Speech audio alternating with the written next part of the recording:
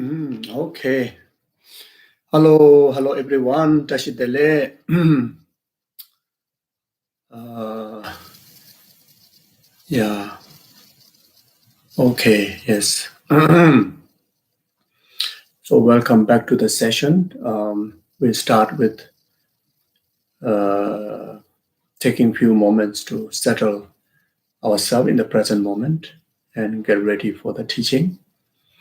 So can do short breathing meditation.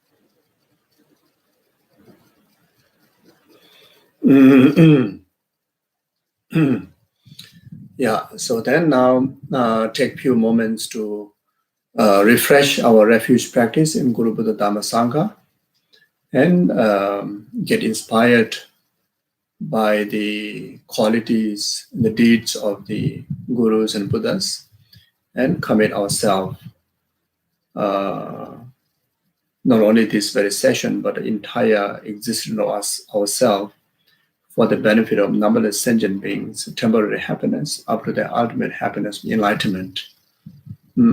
So generate artistic motivation.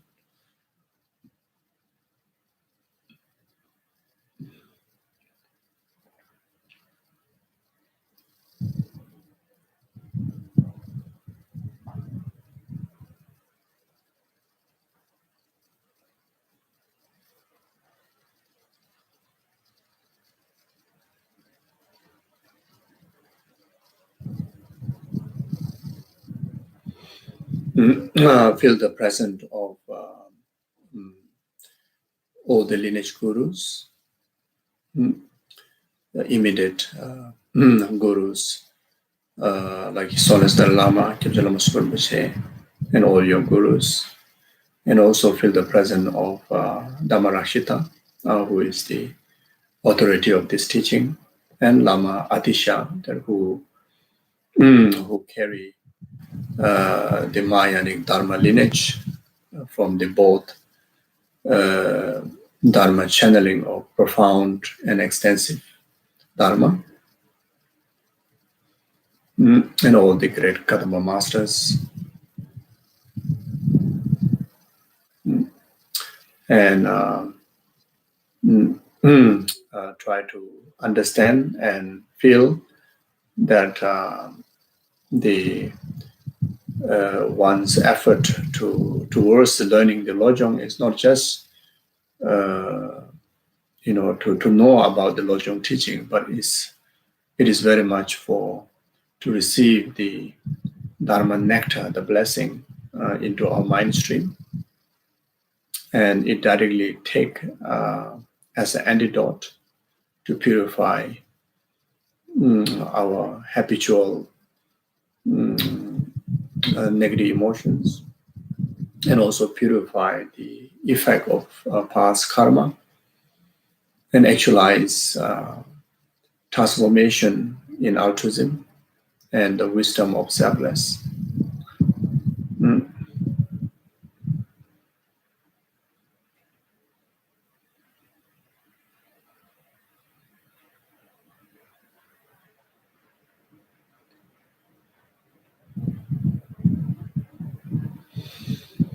Sanje Chodang Soje Jonala Chanjo Bado Dani Jasoje Daji Soje Be Sonamje Dola Benje Sanje Dubara Jo Sanje Chodang Soje Jonala Chanjo Bado Dani Jasoje Daji Soje Be Sonamje Dola Benje Sanje Dubara Jo Sanje Chodang Soje Jonala Chanjo Bado Dani Jasoje Daji Soje Be Sonamje Dola Benje Sanje Dubara Jo Gange dozen zone dawa damje bambeje dambeje ne denje ba godam de la chaze lo dongni ni je sun do ju be la ma seje seje kanje dende chana be mo denje ya do la so wa de so da yu jin je lo semje tamje de wa da de we ju dan de bra ju je semje tamje dunga da dunga je ju dan da wa ji semje tamje dunga me be de wa da mi da wa ju je semje tamje ni re cha da ni dan da we da nyo la ne bra ju ro je semje tamje de wa da de we ju dan de bra ju je semje tamje dunga da dunga je ju dan da wa ji semje tamje dunga me be de wa da mi da wa ju je semje tamje ni re cha da ni dan da we da nyo la ne bra ju ro je semje tamje de wa da de we ju dan de bra ju je semje tamje dunga da dunga je ju dan da wa ji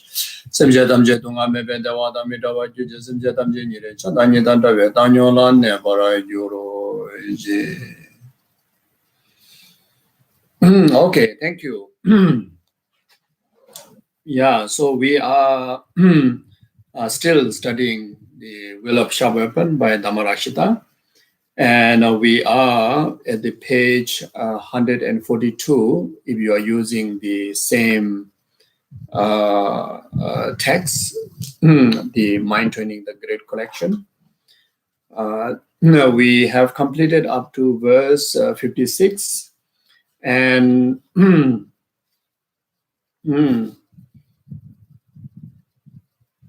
yeah, so since we have started studying from the verse 49, the forceful application of antidote to the karma, to the cause of the karma, the delusion, and very root cause of all the sufferings, negative actions, and the secondary delusions, very much the self-grasping and self-cherishing attitude, which is the root.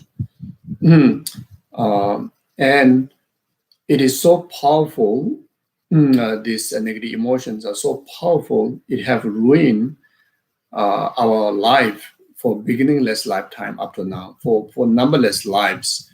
Our lives are taken on the wrong path, taken on the wrong direction, by holding wrong views, by holding wrong understandings, and in particularly completely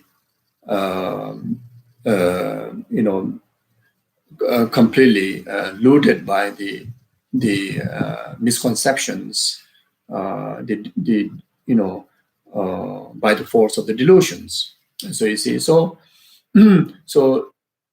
therefore, while that we are in the period, we are in the fortunate era of having the complete Dharma, both Sutra and Tantra, even though this Lojong teaching is very much from the Mahayanic Sutrayana, but it also has the element of Tantra. So in fact, it is the essence of all the Sutra and the Tantric teaching. Being so, this teaching very much emphasized to really take the full advantage of these conducive conditions of having the complete Dharma, and once for all, that to be successful in eradications of samsara, eradication of its causes, the negative karma, and it is root, in particularly the grasping ignorant and the self-cherishing attitude. So due to that reason, there's a practice of invoking Guru Yamantaka, who is the most forceful, the aspect of what wisdom of emptiness means. the wisdom of emptiness arise into the form of deity, Guru Yametaka, give us so many different ways to, so many different ways to take onto account of the negative emotions by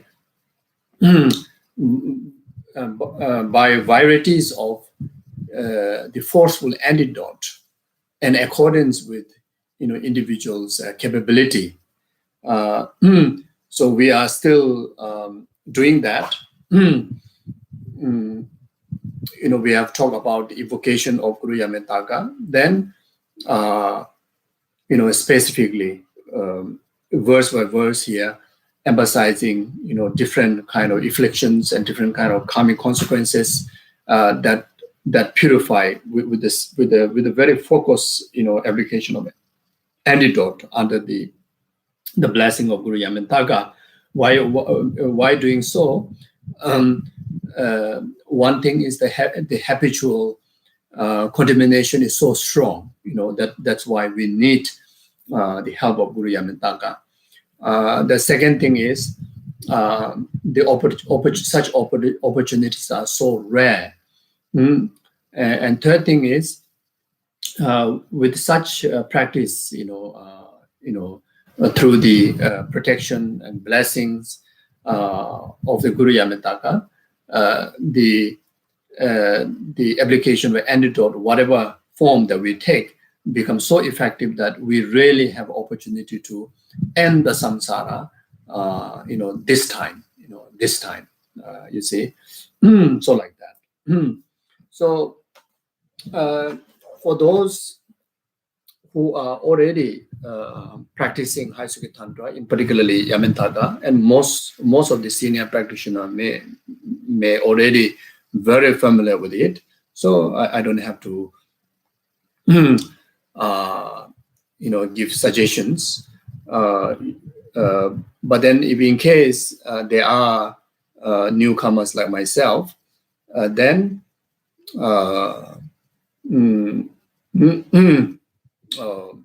even though maybe practicing Tantra, maybe practicing Guru Yametaka, but then are still struggling, how to integrate in a very concise and very simple and very effective way. All those of the individuals who have not received any tantric initiations, tantric practices, but still have opportunity to recite like Guru Yametaka's mantra, like the heart mantra, like Om Hriti Uditana Hompe, with the single pointed devotion and conviction, and knowing Guru Yametaka is the lawful emanation of Guru Manjushri, and who is emanated in the deity's form of the exalted wisdom of emptiness. So with that knowing, then even you don't have the initiations or you don't have oral transmissions of the mantra, but you can still recite the mantra, you can still think of Yametaka, you can still visualize Guru Yametaka in the front generation. Without the initiation, we cannot have the ability to do the sub-generation, which will provide extensive, deep, and profound practices. But some may not have, but still you can still visualize Guru Yametaka as a front generated deity, like how we visualize Guru Shakyamuni Buddha, how we visualize Guru Medicine Buddha, like that. So then taking refuge of Guru Yametaka, then either do visualization of the deity and subdue the ego grasping, or subdue self-cherishing attitude, and subdue any form of the delusion, or reciting his name mantra, which is illustration of emptiness in a very forceful very forceful energy that comes in the nature of the mantra. and through that, then bring about those, bring the application of antidote and purification. So there's some simple practice. So I thought to give some idea on that. So that it would be beneficial that the basic understanding of who Guru Yametaka is. Then from there, then let's say an example. You can use many different type of meditative methods to maintain a sense of inspiration and to keep the practice from getting stalled. And you can also meditate on the three methods of three methods of generation and completion stage. Those of you that who already have initiation, then you can take into the actual practice of generation and completion stage. If not, then at least the similar to the generation stage for those who don't have initiation, have the clear devotion and clear appearances of Guru Yametaka in the front generation, and have those who have initiation then have a sense of, after you generate yourself as a deity, then have a stable pride, the divine pride, and the recollection of the purity or the four ways of working with the path, like such as taking appearance as a path, taking conviction as a path, taking the resultant effect as a path, and taking blessing as a path. And those of you who don't have initiation, then you have a clear conviction. The front generated Guru Yametaka is like a real wisdom deity, real existent as a wisdom deity. And if you can afford to visualize, then you try to visualize, the clear entirety of its aspect. Then have a stable devotion that, yes, this is Guru Yametaka, and this is the absolute antidote to all the delusions, in particularly, any kind of obstacle, any kind of delusions, including if someone is facing life obstacle that which is very much, even may cause life. Even in that kind of critical situation, that you can take refuge in Guru Yametaka, because Guru Yametaka is being one of the most forceful antidote to the Lord of Death, the Yama. So it has a great benefit of taking refuge in Guru Yametaka and requesting the blessing to clear obstacle, to life, even that which is fearing to the death. So those who don't have initiation, the stronger the conviction of the Guru Yametaka's presence, that is one of the most important. Even though you may not able to visualize clarity of its image, but as long as you have a strong conviction, so that and that way, then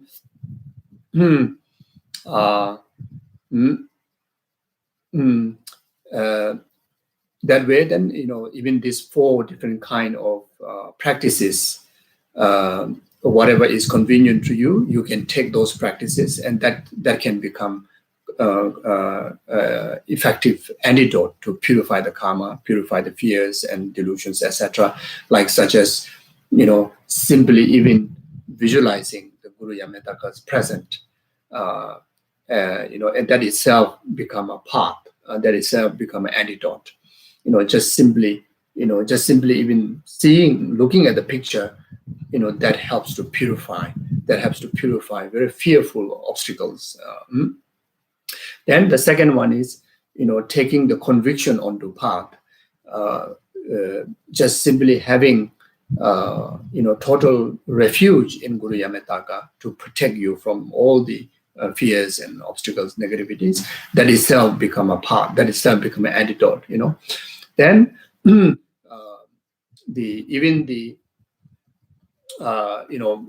right now we are in a causal stage of practice. So even whatever result that we have achieved, like such as after taking Guru Yametaka into your practice, then the obstacle being purified. The obstacle to the death is purified. Obstacle of delusions, the delusions are subside or cleared.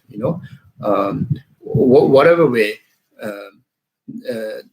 including right there that if you happen to achieve the state of Guru Yametaka resultanthood, then with a sense of rejoice, with a sense of dedication that for the benefit of rest of the other suffering sentient beings, and that is like a taking the fruition as a path. Then taking the blessing as a path. So whatever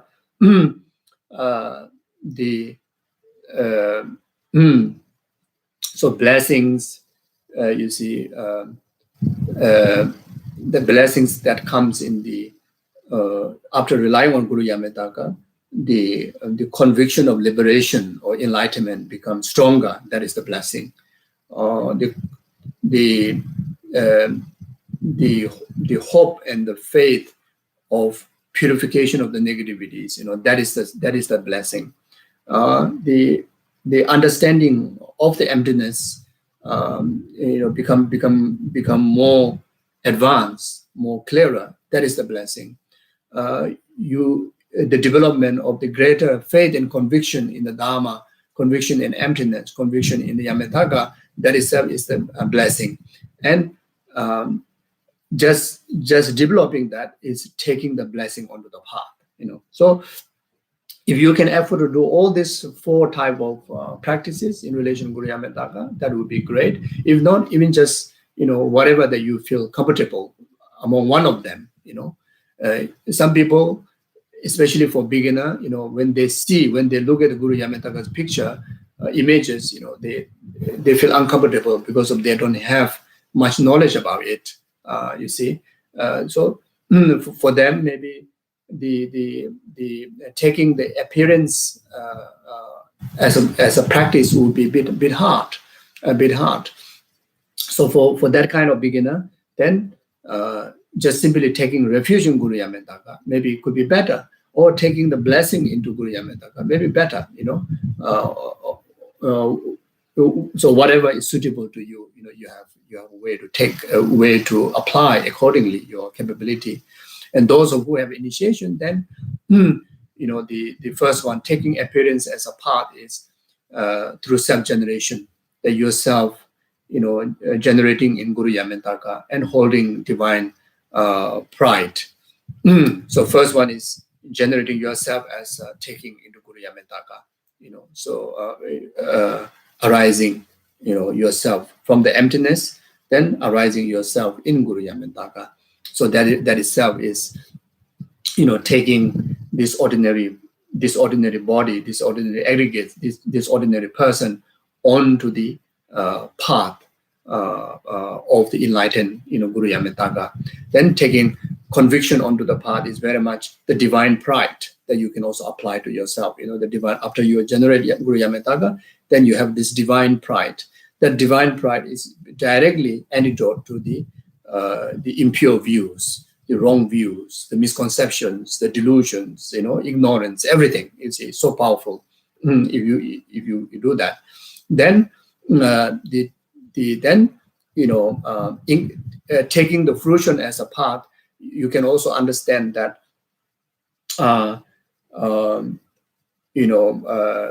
that oneself, oneself in the causal stage, oneself becoming, becoming the Guru Yametaka, which is the resultant, taking the future enlightenment on this very causal stage, and then have the confident, have a holding on to that, actualization of the entirety of the mandala of Guru Yametaka. You see, so that will that is the taking the fruition as a path. Then taking the blessing, then of course the blessings of the four activities, such as the activities of the pacification of negativities, increasing of merit, then controlling, then lawful activities. All these activities are the blessings of the Guru Yametaka. Then you are engaging into it. Then that is the taking onto the path like that. So there are many ways. So if you have an affinity with the form aspect, as I already mentioned briefly before, the visualization, the form aspect of the practice, then you can emphasize the form and color of the visualizations. You look at the picture or statue, then focus more on the structure, the emphasis of this, the structure characteristic and the color, because all the colors, even the color tone, like a dark blue, then certain area has a certain kind of shading, to darker to the light to the darker, etc. Even to the red color, even the eye, the red to more light, red to more dark.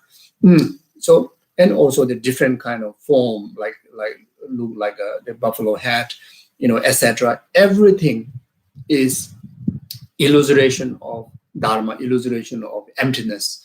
It is an antidote. You see, so just simply visualizing it, it brings the purifications like that. So if you are drawn to this speech, the aspect of the practice, then you can emphasize meditating on the key point of visualization by reciting the mantra. Okay, so if you are not so familiar with the visualization, but you are very fond, or you feel easier to relate your practice in relation to Guru Yametaka with the mantra, then you recite the mantra. Your focus will be recitation of the mantra. So when you talk about the recitation of the mantra, there are two types of recitation. One is a verbal recitation. So you recite the mantra, not too loud and not too silent, that you recite with the sound, but the sound that can able to hear by you, and the another one is the mental recitation. So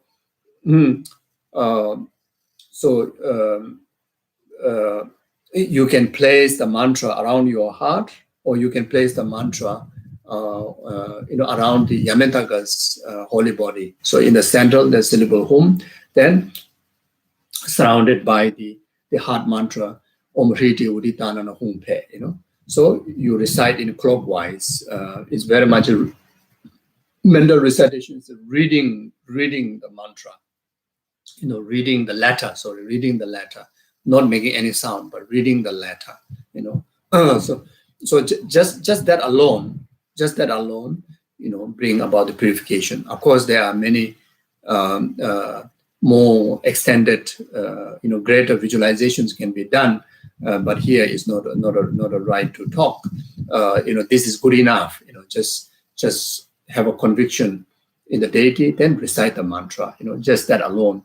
In the previous days, I was also talking about the importance of reciting the mantra and how powerful it is. So you can relate to that. Then, if you are fond or more towards the visualizations and meditation practice, then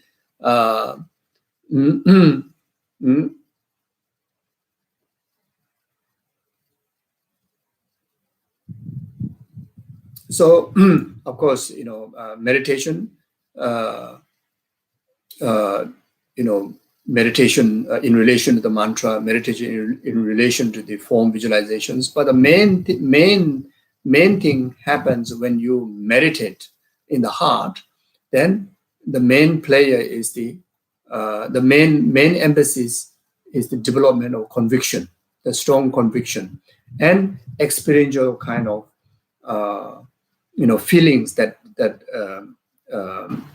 generates within your heart, uh, like what's say, like truly, uh, truly uh, uh, of the deity. Like if you are visualizing the form, then it is absolutely truly the feeling of that you are really directly perceiving and receiving blessings from the actual deity, and focusing on the clear focus, and at the same time, the conviction that you gain through sense of experience, because you are very much in the meditative state towards the deity. So like that.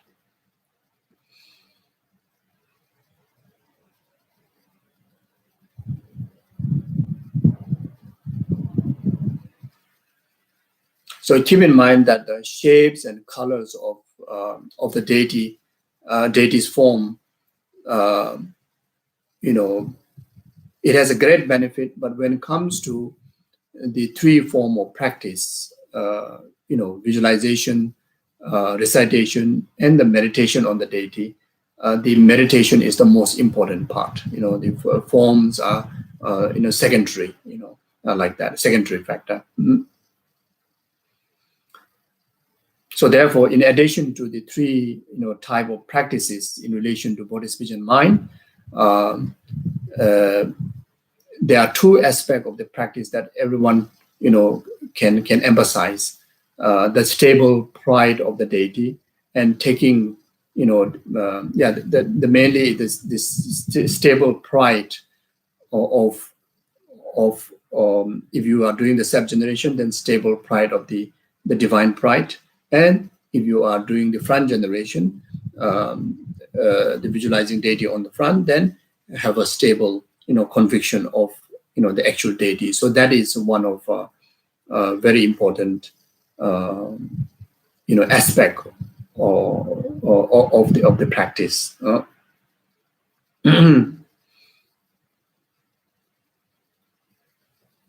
Then the second aspect is the um, uh, for both those who have received initiation as well as those who do not have the initiation, the understanding, understanding that ultimate nature of my mind, and the ultimate nature of the Guru Yametaga's mind are in one essence, in one essence.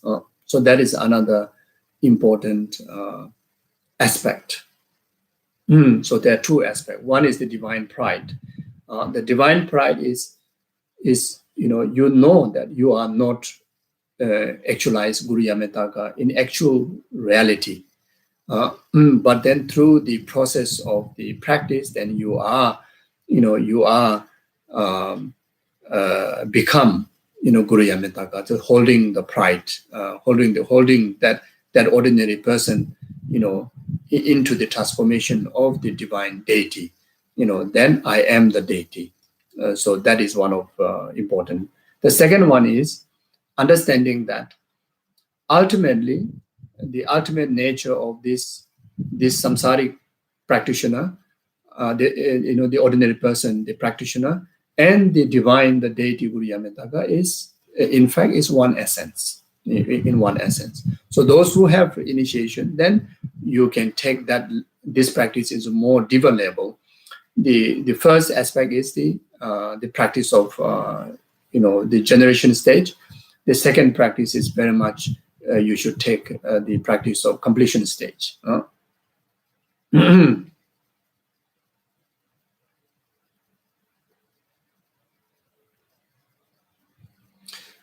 So if you are visualizing, so when you are visualizing the deity's form, then you should visualize such a way that it is vividly clear yet also empty in essence. So whenever we visualize any kind of deity, so this has to be there.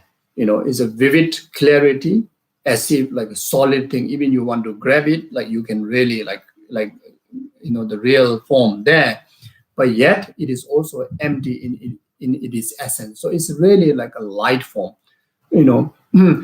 So some individual, when they meditate on the deity, they emphasize to meditate the real existence of the deity, but then we tend to meditate it's like a solid tangible form, and that is a mistake. Then in some time, you lose that clarity until like you can't even have a vivid clarity of the deity image. It completely fade into nothingness, and that is also a mistake.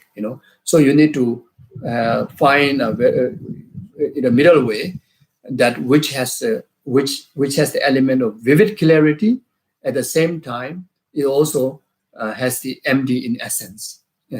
It's very much like the reflection of the moon in the water. So that is one of the very clear example. When you in a full moon, when you look into the water, you can see as if the moon is really in the water, that really right there like that. But at the same time, it's absolutely empty in its essence of the moon in the water. You see, so when you visualize deity, when you visualize Buddhas, should be visualizing that way.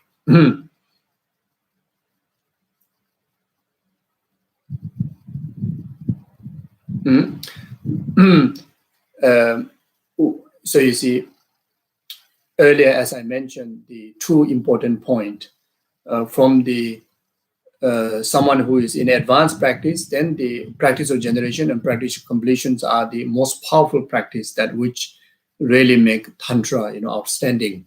Tantric practice outstanding. But for those who don't have initiation and to develop the absolute conviction of the absolute existence of the deity, and at the same time, the second point, that one's ultimate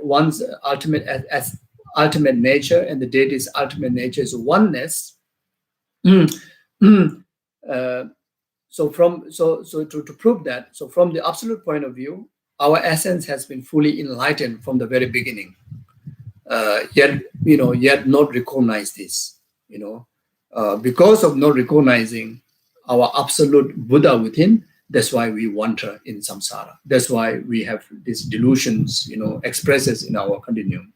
That's the reason why for so many eons of lifetime that we are helplessly, complete, control of self-grasping, self-cherishing attitude. Its main root cause is because of not recognizing the Buddha within, not awakening Buddha within. You see, even though that from very beginning that our absolute essence is, enlightened essence, Buddha essence, like that. So that potential is like completely, underestimated, even to those like us who already met the Buddha Dharma and who already introduced that our absolute nature is Buddha nature, but we still don't listen to that. Don't focus on that. We rather listen to self-grasping and self-cherishing demand. We rather listen to delusions. We rather spend time to be familiarized with the delusions. We never really give enough time, enough wisdom, enough kind of effort to really awaken ourselves. You see, so because of that, we wander in samsara, and the reason why all the visualizations and practice in relation to Guriya Metta I just mentioned is simply help us in most effective way to awaken ourselves, most effective way to clear the cloudy obstacles of delusion, cloudy obstacles of delusions like lazy, delusions like distractions, delusions like our habitual kind of being very obedience, to the self-charging, self-grasping attitude. So you see, when the moment when you see Guru Yametaga, whether in the visualization form or when you recite the mantra or when you meditate on it, it really kind of like tease you into into the essence of the practice, so like that.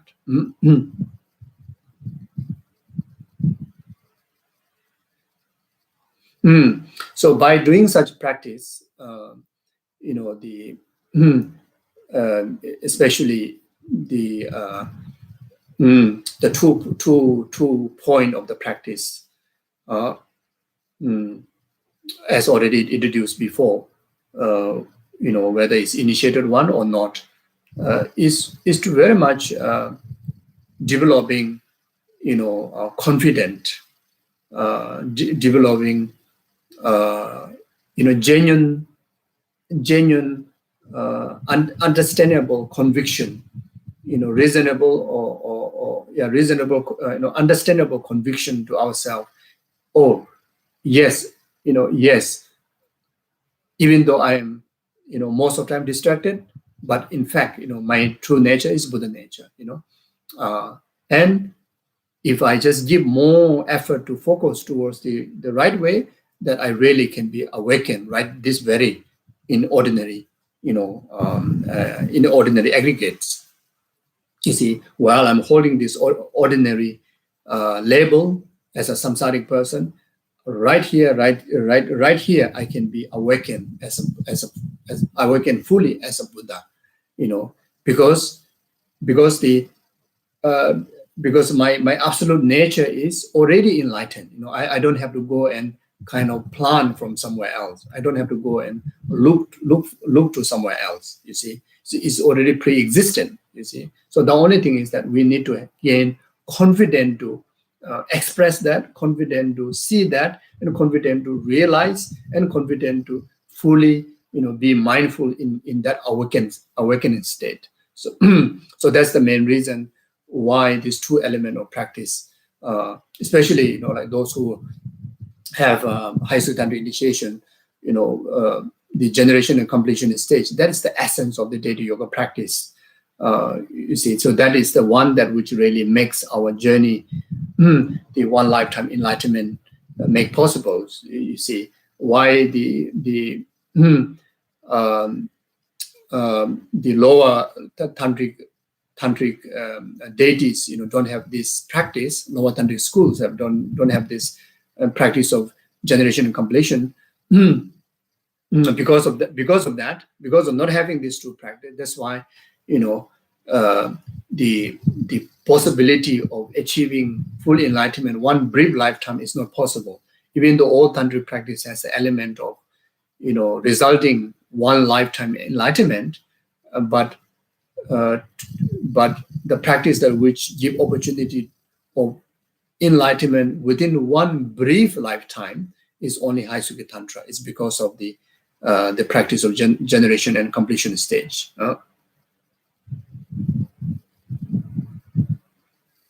Then, while you are practicing, any form of the earlier recommended practices, if you get distracted or grow weary, into any form of practices, then we shouldn't be panicked. We shouldn't feel like not good. Rather find very balanced and skillful tune to let your mind rest in the natural state.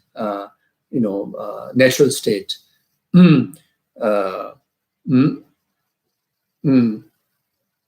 Very much like clear and cognizing natural state. As long as you can do that, then that will give the transition to revive, the earlier meditation. So we have to expect, a lot of obstacles and a lot of interruptions and distractions while we practice, and many do give up because of the occurrence obstacle. So, and also some practitioners have a trouble, what kind of antidote to apply to clear those interruptions. And one of the simple method is just simply let your mind rest in the natural state, and that is very much like kind of like a smoothing the ground, or it's very much like pacifying the ground of your mind. And then after that, then you continue with the meditation.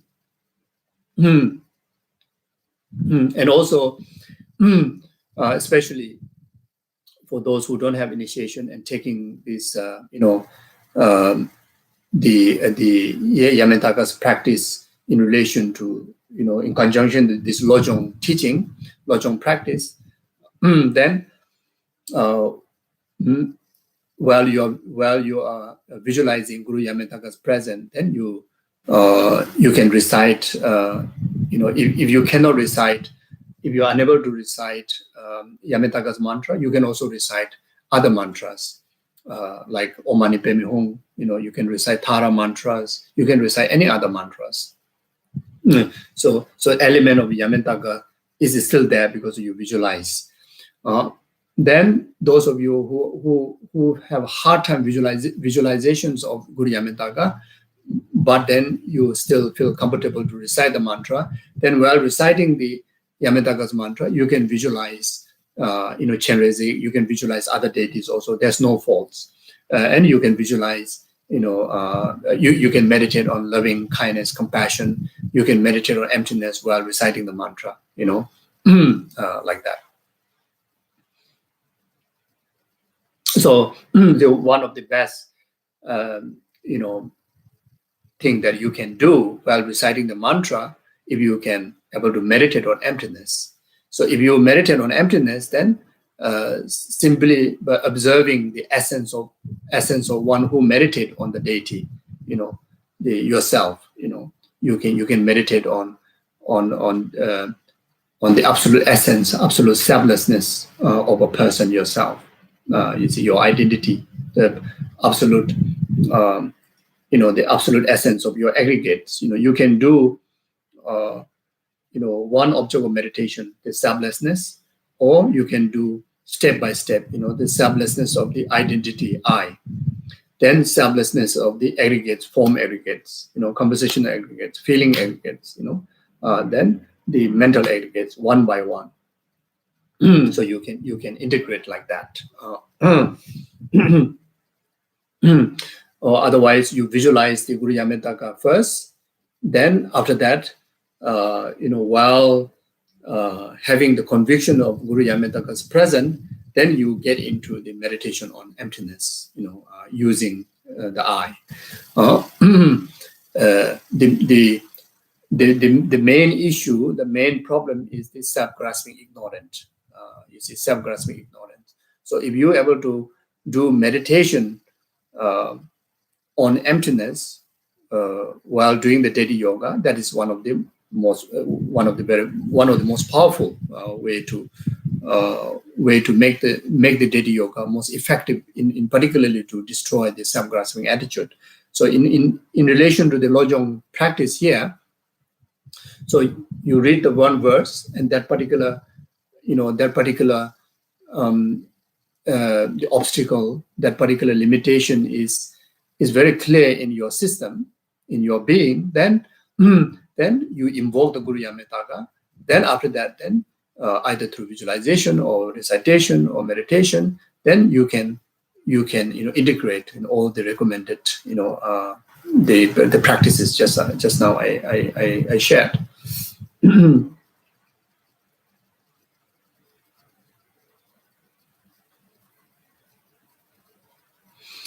So the best approach, however, is to recite the mantra while resting evenly in the essence of your own mind. That is one of very important point, which is naturally luminous and completely untainted by conceptual projections or by anything else. So in fact, that is the absolute quality of our mind. That is the absolute quality of where you can able to figure it out, the Buddha nature, where the essence of the Buddha exists. So mm,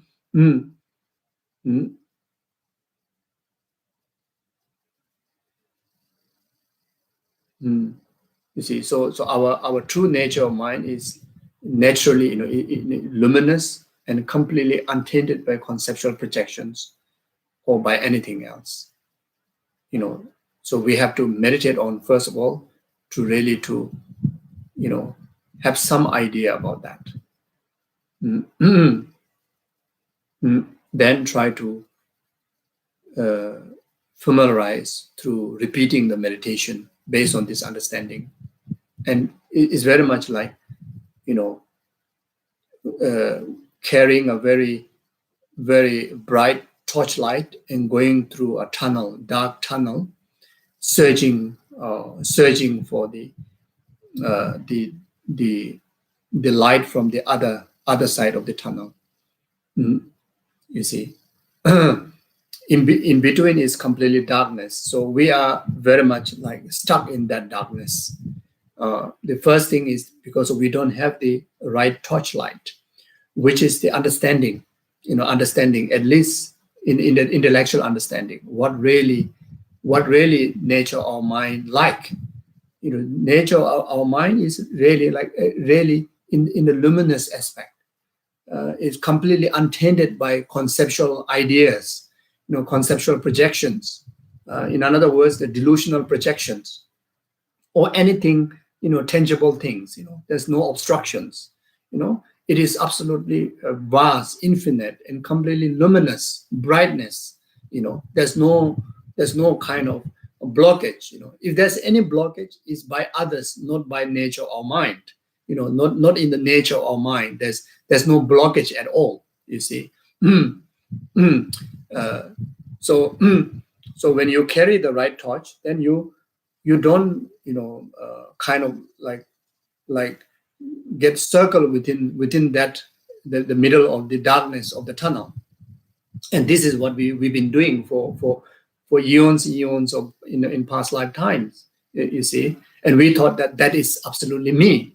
And that is who I am, that is where I am. You see, it's like absolutely in the darkness. By nature samsara, by nature delusional, by nature in grasping. And these are our hallucinational belief. In fact, these are false belief. But we think like that, we believe like that. You see, and that is very much like we make a judgment about the entirety of the tunnel based on what you discover the halfway through only. You see, so we cannot stop there. We have to proceed. We have to proceed until to the end. When you get to the end of the tunnel, then the only thing that you can see is completely clarity, the clear whole. There's no obstruction. It's absolute brightness, absolute clarity, isn't it? Similar way, if we continue to persist to use this torchlight of understanding and continue to do the research, continue to check it out through meditation, it's like that. Like each time we do meditation, it's like each time we are taking one more step into nearer to the end of the tunnel, the other side of the tunnel. You see, whenever we don't do meditation, it's very much like we stop there. You see, like that.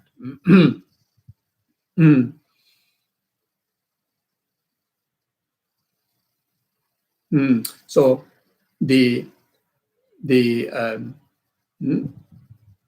so if we want to understand understand even clearer, absolute nature of mind is. Like it is bare and wakeful, wakeful presence, wakeful presence, vivid and clear like the mind of a young child. If we give an example, is bare, wakeful, present, vivid, and clear like the mind of a young child. Mm. It can be experienced if you want to know, like if you want to experience it, it can be experienced in the sense that uh, yes, one can experience, yet it defies description. You can experience it, but then you don't have to find something to defy it. In the description, it is wordless. You know, uh, it is unexpressible. You see, so this is the when you experience the clear light, when you experience the absolute nature of yourself, absolute nature of your mind. You see. Sometimes we look for too much description. You know, it's very much like the conventional science. You need to prove physical evidence. If there's no physical evidence, then it's nothing. It exists. You see. So we have to go beyond that. We have to go beyond that. We have to go beyond the description of in our description in our conventional word, conventional understanding. It is very much self-discovery and self-explanatory, without without the word, without tangible things.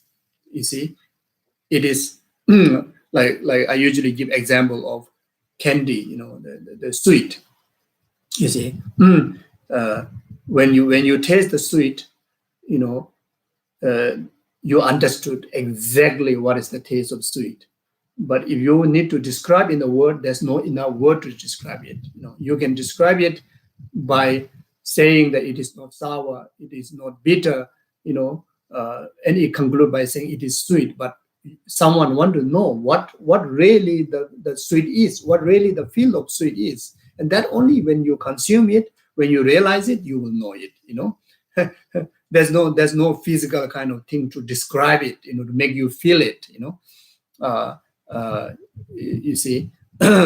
So you see, so your own understanding, the discovery of Buddha nature, your own understanding of your own nature of the mind is your own individual experience. That which no one can able to have enough word to describe, or there's nothing can be represent to a tangible thing to represent to define it. So it's something like that. So the experience of discovery of our absolute nature, the Buddha nature, the absolute nature of our own mind. The feeling is very much like the joy of the youth. Like very, very, like kind of like, it's almost like a careless, free kind of joy. Like because the moment you discover the very inconvenient chain of grasping, of delusion, it releases. That because of that, it's like you are completely burst into joy, which is like very innocent kind of joy. It's not kind of implemented joy. It's like innocent kind of like a natural expression of the joy, like that.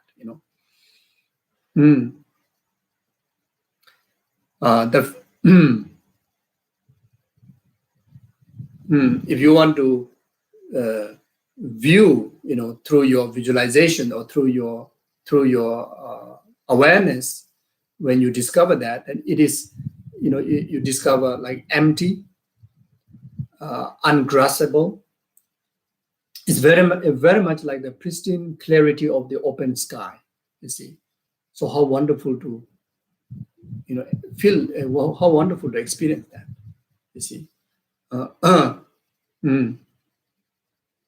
Sometimes we kind of want, to be seen by our eyes senses, like that, to be felt by the touch senses, But here is very much the feeling is like an empty space, vastness, openness, clarity, when you clear the obstruction of cloud, etc., then when you even when you feel a bit down, when you look up on the space, you really feel uplifted. You really feel vast. There's no sense of suffocations. Like sense of liberations. Like that. You see. So similar way, when you discover your absolute nature of the mind, then you will feel voidness from all the chain of graspings. The grasping that used to torture us by aversion, by attachment, by jealousy, by pride, ego, pride, etc. It's like completely like kind of get lost. Completely unchained. Then in our ordinary samsaric aggregates, there are so many obstructions. Obstruction in our mind, obstruction even our physically. There's no sense of like freely can float, freely can fly. You see. So now when you realize the absolute nature of your mind, through the result of meditating on emptiness, meditating on selflessness, then you tend to feel ungraspable, in anything. You see, so you become completely kind of free. You see, so therefore, given an example like the pristine clarity of the open sky, like that.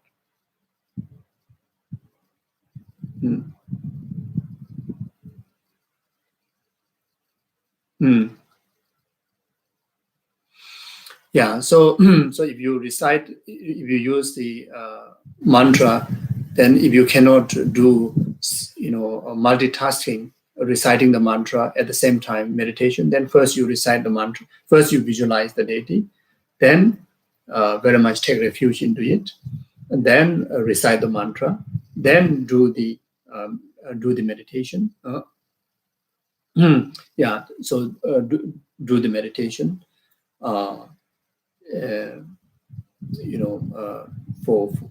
For beginner, then maybe, we may need to do some analytical meditation first in understanding of emptiness, using the self as an object to define the emptiness. Then eventually, get into absorption meditation. Try to remain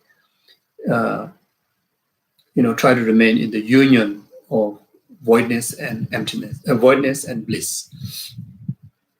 As I mentioned just before, the voidness of nothing to grasp is like so vast, so infinite, spacious. Then the joy, as I mentioned before, is like the joy of the youth, like that.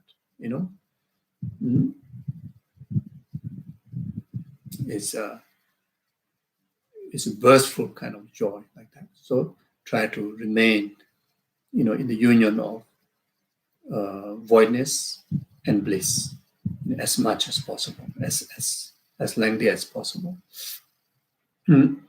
Even at the beginning, that you may not able to do long, maybe just for 1 minute, 2 minutes, but then try to repeat that again and again, you see, like that. So that way, then whatever negation, negative karma, obstacle that we want to purify, so this is the meditation. This is the few different suggestions of the meditation that you can take, you can apply.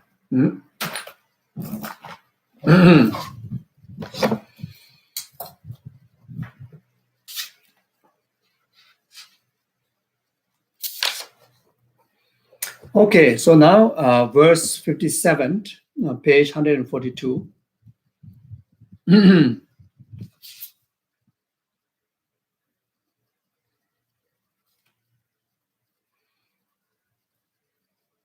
Yeah. Though I am eager to make new friends, my loyalty and friendships are short-lived. Though I spare for resources, I seek them through thief and extortions. Dance and temple on the head of this betrayer, false conception, mortally strike at the heart of this butcher and enemy ego. So, um, you know, so you read this verse, then do the meditation. Do the invoke the Guru Yametaga in whatever way, through sub-generation, through front generation, whatever way.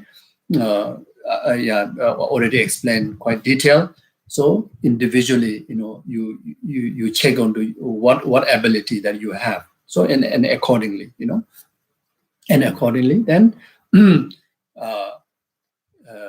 the negation is the enemy, the ego, the root cause. Then specifically, the karmic consequences that one is experiencing, or karmic consequences one may experience in the future, because one is cultivating such negative actions. Like, though I am eager to make a new friends, but my loyalty and friendships are short-lived. Like you are making a lot of friends, but then you don't have a virtuous ethical commitment to sustain the friendship, because you cheat them, because you harm them, etc. You're not truthful to them, you are not respectful to them. So this is like very much we are committing the cause.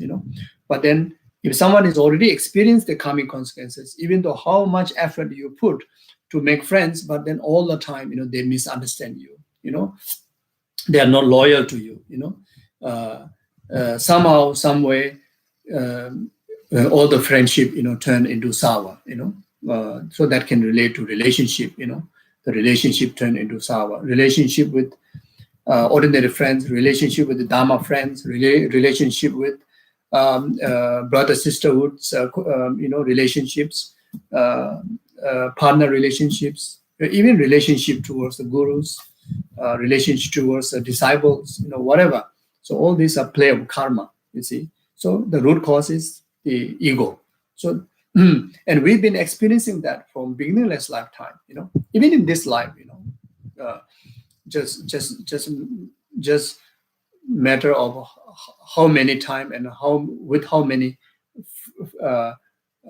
partners or friends, but then each and every one of us, somewhere, somehow, that we encounter, or maybe oneself is doing that way to others, or someone is doing that to yourself, you see. So these are not nice, these are not nice.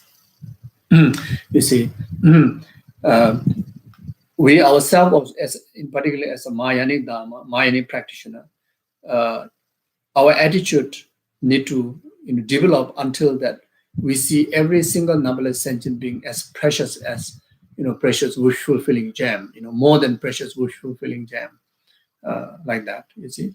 And others also, you accumulate so much merit that anyone that comes in your life, in whatever relationship, that they treat you like a more than wish fulfilling gem, so when you achieve the higher merits, then we have such greater qualities, like that. So in another word, all the failures, is very much due to the negative karma or lack of merit, and all the success, even in relation to friendship, are the result of merit, like that.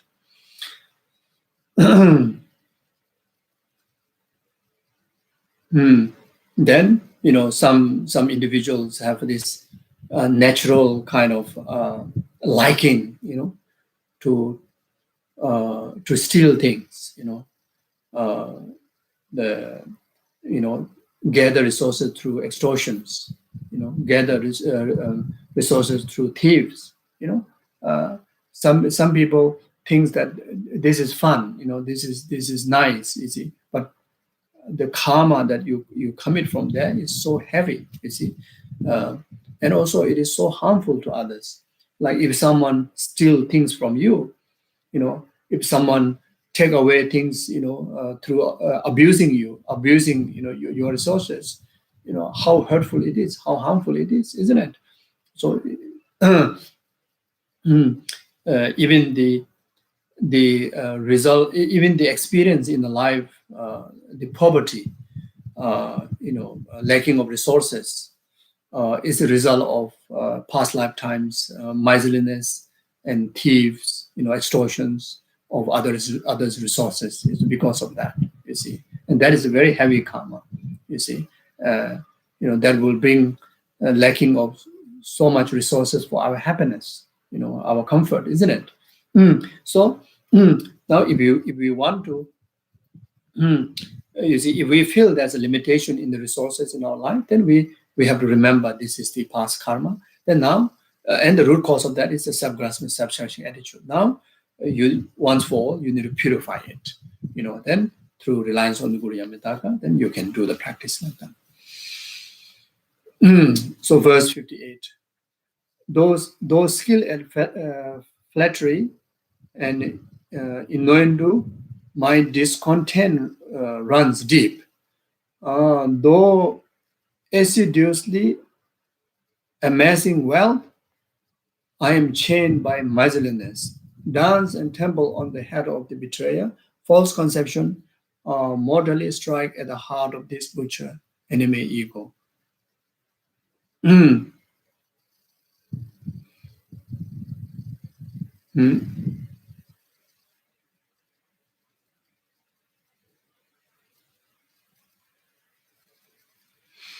Yeah. So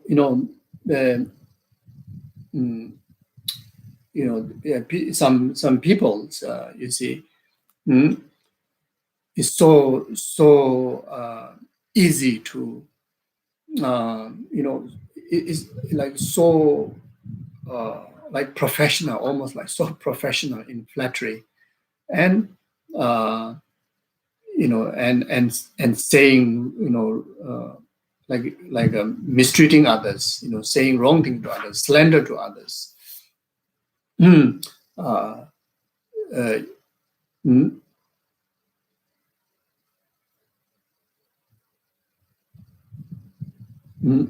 then they never realize that this is negative. They think this is like kind of their skill. Think that this is their talent. You see, even like leaders, or big businessmen, you see, they really harm others using this very negative way, you see, and they never realize that this is mistake. It is a heavy karma, like constantly committing heavy karma, and more than that, being ignorant about the delusions, being ignorant on the wrongdoings is even greater heavy karma, you see. And if ourselves is going through that, then this is something that must purify. If someone is going through that, if someone is relating that to you, then this is also a result of past heavy karma, must purify it. And in many beginningless lifetime that we have encountered that, we have done that to others, and others did that to ourselves, so like that. So so it is very harmful. Then there are people that who really like invest entirety of their effort in gathering of wealth, and they achieve great wealth. But the more the wealth they achieve, their mind become more and more miserliness, more and more stinginess, and some individual even carry the ignorant misunderstanding of ignorant that the way to gather, way to increase the wealth is being stingy, being miserliness. But the Buddha said totally opposite. The way to become wealthy is to be generous. Be generous. Uh, by being generous, it is a natural law to gain wealth. To gain wealth, you see.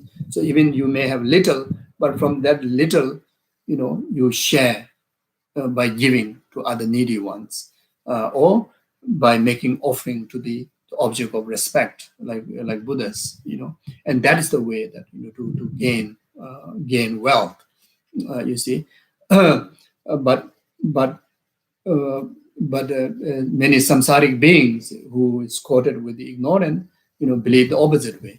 And if ourselves in that position, then this is really ruining our life, and that will affect negatively in future lifetime. You see, so one of the even in future lifetime, even we born as a human being, if we indulge in miserliness, then when we born as a human being, we were born in a poverty.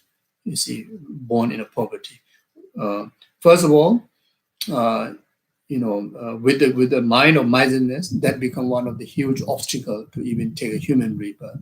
Because in order to take human rebirth, in Buddha have said the moral conduct, and then the practice of generosity, then the aspiration. In these three are regarded as a main cause to future lifetime to obtain precious human rebirth, at least a human rebirth. You see, like that.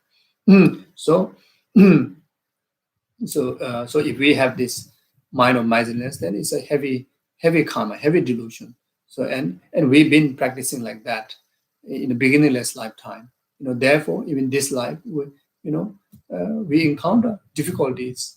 Accumulating the resources, accumulating wealth.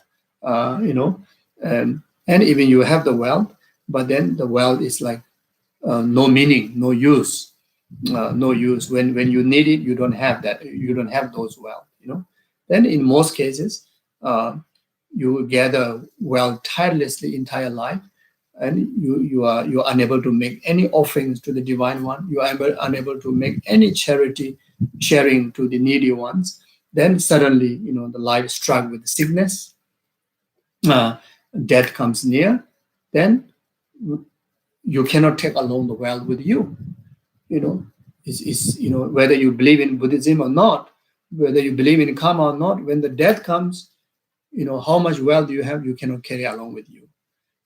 When the chronic diseases comes in your way, even there is like a most advanced science of medicines out there, even you have billions of dollars in the bank, there's a limitation in the resources to save your life from the from chronic sicknesses.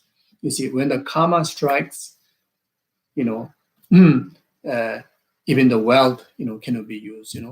Especially when you have so much wealth, but you're being miserliness. You're being so attached to that wealth, as if I am permanent. The wealth has to be permanent. So the wealth has to be only mine. You see, so you're never able to share with others. Then within that lifetime, the karma manifests.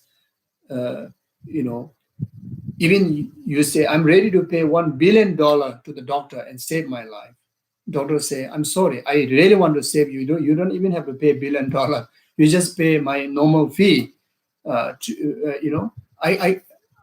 My job is to save you, but I have no way to save you.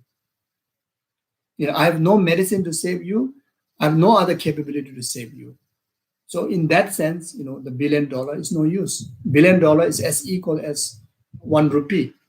You see, so these are play of karma, but we don't understand that. We have to meditate to understand that. You see, these are play of karma. You see, so when the wealth to be most effective, then through sharing with the needy ones, and especially like making offerings. It doesn't mean you give away all the wealth to Buddha. It doesn't mean that.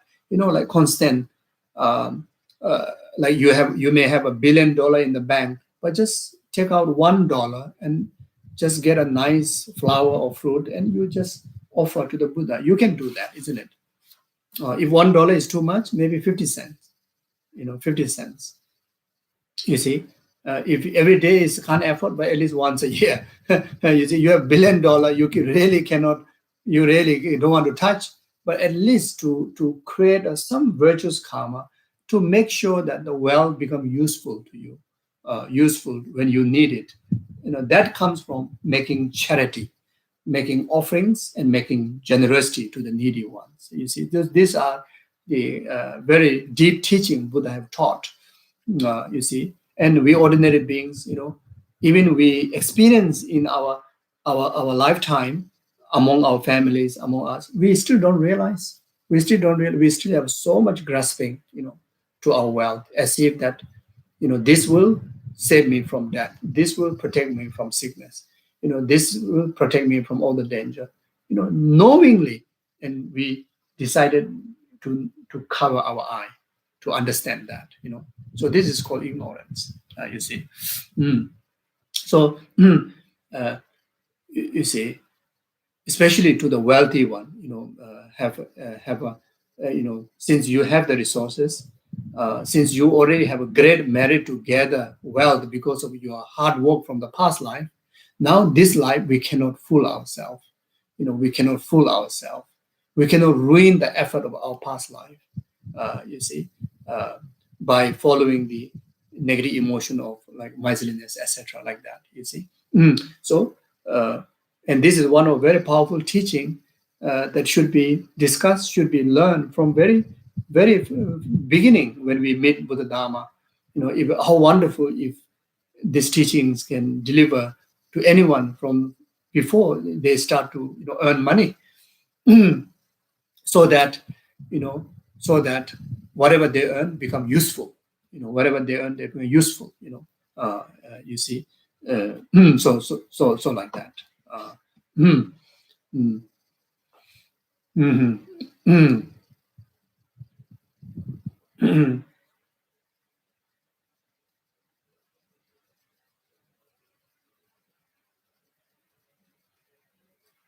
I remember my late master, Geshe Konchok, when he, went through the big operation in Singapore. Then, he is somebody that he himself never keep money.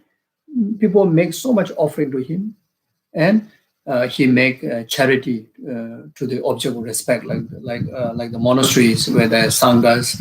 So whenever he receives some offerings, so he make offerings, extensive offering. I remember in the monastery, whenever Geshe Lama Konchok returned from overseas, all the little monks and little nuns, they already like feel like father returned, joy, because they're going to be a massive delicious food to eat, massive offerings. They can get pocket money, so that Saturday they can enjoy, with Maggie me, with whatever the little kids, holiday, whatever.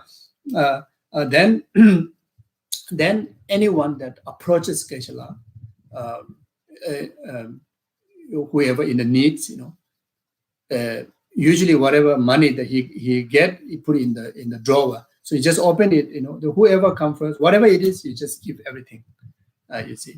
Then whatever he received he received by the first person, any offering, the second person will receive the first person's offering he will just make. So, sometimes there will be like 20, 30 people come and see him. At the end of the day, that's nothing, not even one like fruit remain there for himself, because he been giving one after another to everyone. Then, without letting people notice, he will ask either monks or nuns or like ourselves or anyone that who can help him to go around and give, make a charity to the beggars, to people who are hungry, like that. So in Geshe-la's lifetime, some of his students, those who are coming from village, who are really no place to stay, no food to eat, Geshe-la spend, Geshe-la give. Someone who want to receive monastery ordination, they want to go to India to receive from His Holiness. So Geshe-la would just pay everything, like that, and himself never keep the amount of money like that. So even at the time of death, when in his wallet, keep 50 rupees, 50 Nepali rupees, and he didn't even think of that they need some money for his cremation, etc. Just before he passed away, he called a group of nuns and monks from Kopan and requesting them to go and make charity, whatever last remained there. So when he was sick in Singapore, the medical expenses is super expensive, especially someone is foreigner, and Geshe-la has to stay in the hospital for maybe months, you see. But there are so many people come and want to sponsor. This person come and say, I want to sponsor whole your expensive medicine. Like there's so many. So Geshe-la says that for my expenses, one is enough. So rest, you people do animal liberation. Go and liberate animals.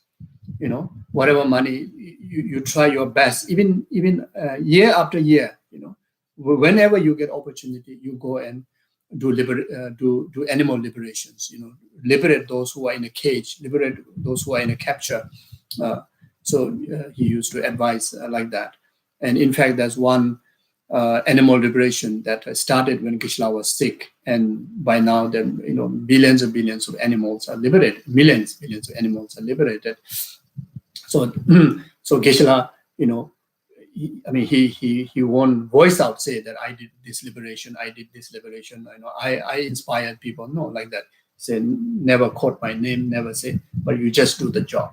You see. So the moral of this story, what I'm saying is, like Geshe Lama Konchok, like himself,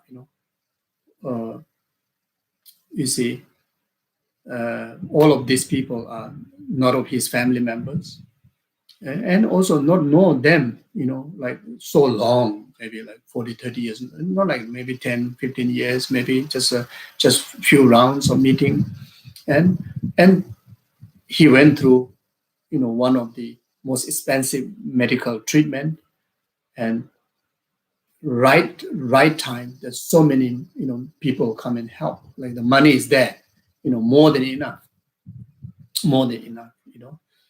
So these are because of himself being very generous, you see.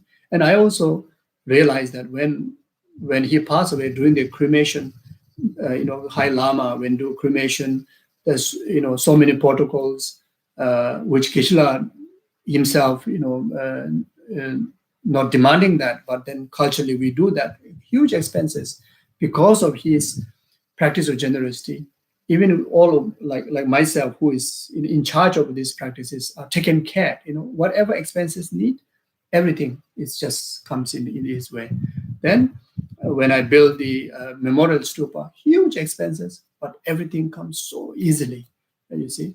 Then when I did the opening ceremony of the memorial stupa, and when the reincarnation came back, when we did the celebration, just from overseas, almost 1,000 people, around 800 to 1,000 people came, and so much expenses. And I tried to do everything like free, but then people just come and help. Everything is covered without not even one single rupee. I have to take loan, and everything I regard that this is because all this are in relation to this master. So because of his whole life being so generous, because of that, everything about him, whatever he needs, just comes. People just volunteer. Without asking, people volunteer. Come and help like that. So this is not just like a nice word. You say you make charity, it will be helpful to you. Buddha have said that. It is a natural law. By making offerings, by making charity, that your wealth grows. And in actual fact, I saw that. You see. Then you see. And also when you start to make charity, when you start to help a needy one, that itself also act as an antidote to purify any kind of karmic consequences. I realize that some organizations, some centers and some individual families, they are struggling with difficulty in the finance, and even though they are already struggling, it's very conventionally very difficult to suggest them to do charity, suggest them to do generosity, suggest them to make offering to the Buddhas. You see, but in actual, you want to be very straightforward according to the Dharma, and that is the right advice. When you are in poverty, then even you don't have money to do charity, but you have a time to make charity. You have your physical body to go and volunteer, as a charity to the needy one. Your speech is, doesn't require money to be generous, isn't it? Like the one beggar, met Buddha and asked Buddha, I'm so miserable, I'm so miserable. Why I'm so poor? Then Buddha says that, you should do charity. Is due to the karma of miserliness of the past. Now you do charity in order to recover from your poverty. And the beggar says, how can you ask me to do charity where I myself is the most vulnerable? I have nothing. Then Buddha says, you got your speech. That doesn't require money. Well, you got your limbs. That doesn't require money. You see, and you got your face. That doesn't require money. You see, you can make a charity of genuine smile. You can make a charity of kind words. You can make a charity of physical assistance to others, like that. You see, so something like that. So anyway, yeah. So I will stop here.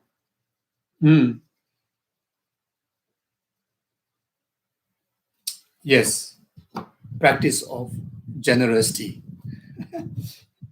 Okay, thank you. So I will stop here. Do short dedication. Yeah.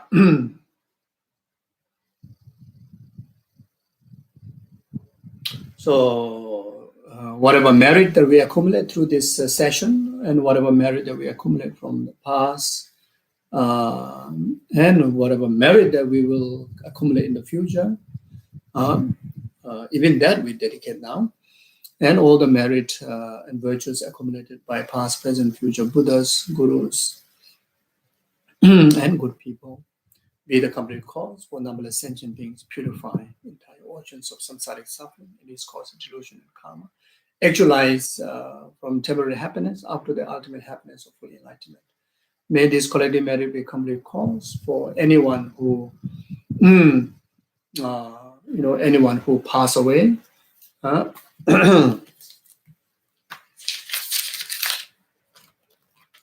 especially those who pass away recently. Shen Ju Xing, Kenneth, and Anna Zalot, Thomas Chong Sem Song, Andrew Henjo, Dante Chen, Gerda, and all the others, to purify the suffering of death, suffering of intermediate state, suffering of rebirth, actualize higher rebirth where they meet perfect mind and guru, and actualize full enlightenment within that very lifetime. Also dedicate to all the others that who requested prayers, who are not well, who are having life obstacle in sickness or business, relationship, whatever.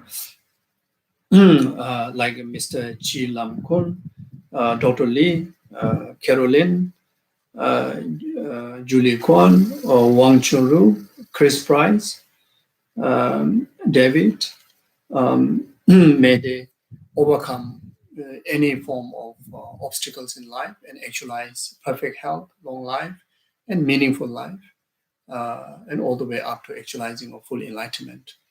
And also dedicate to those,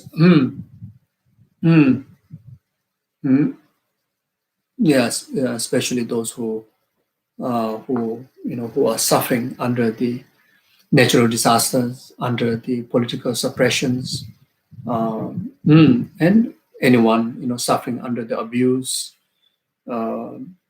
So whatever form of suffering, including this and the pandemic difficulties to overcome right away, and may whatever antidotes and cures and help be most effective.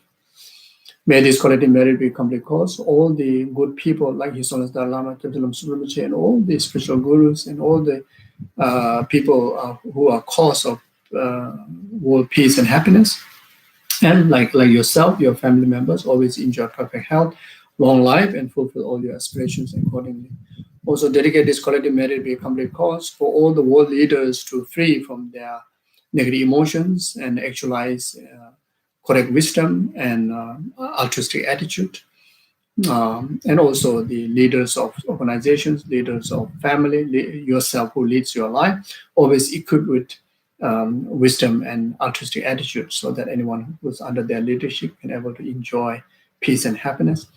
Also dedicate this collective merit for all the Dharma institutions, virtuous institutions, like monasteries and nunneries, and all the FPMP centers and all the centers in Australia, and study groups and projects, be free from all the inner outer secret obstacles and actualize all the conducive conditions to preserve virtues and perfect Dharma, both in learning and practices, and fulfill the precious gurus like His Holiness Lama Geshe, Lama Supreme Geshe's holy wishes accordingly. And may this collective merit be complete cause for each and every one of us. Have the time, have the courage, have the mindfulness to take this Lojong practice as a hard practice in our day-to-day life. And our practice becomes so effective to overcome all the negativities, delusions, and sufferings, and actualize immense of abundance of merits, causes for path and enlightenment. The dedicate ourselves, the merit and the purpose we dedicate lies in the nature of lack of inherent existence. Everything exists in accordance with interdependent existence. Yawade Yudo Lama Sanja Dubuna Dowachi Yamalubadi Salango Barajo Chanjo Simjorin Bojamaja Banam Keju Kawanya Bambayan Konigondo Pewacho Tony Dawarin Bojamaja Banam Keju Kawanya Bambayan Konigondo Pewacho Tawarin Bojamaja Banam Keju Kawanya Bambay Gone Gondo Pevarajo Pamasam Jetam Jetan, using Rodam Jetado Doan, Chanjo Sambakana Sushova, the Dakundi Malam do Chambe Power Jetan, but Pudo Sampote and the Shin. The Dagoje Daloje Jawa, the Danam Jerabu, the Sujabe Java Tamji, the Moa Chudum, the Daddy Jevetsawa, the Sambo Chejera, Moa, Jawagondo Yadalama, the Damichi, Bella, Sadanam, the Chanjego Banyo do show, Pamasim Jetam Jetan, and the using Rotam Jetado Toma, Chajosabagana Sujova, the Dagoje Molam, drove your Sam Geneva Gini Banyo, and the Tajuju to Ven and Malek Dadojo, Bedazo amigo Bichino, Bazam Sengera, the Samba Chujin, Tashi, Chuchis, and one about the watches in the Yoga, this is done in the Toveto, Sevara. Carrera Govation on the pen on the woman doing the Genesis, one thing the Jazo Shabe City about the danger to the Sally John with the Senior Pecozo, the Chuzo element to do. That's all the gym, Gundo, Shabe. Okay, thank you very much. Take care and take care of each other. Okay, bye-bye.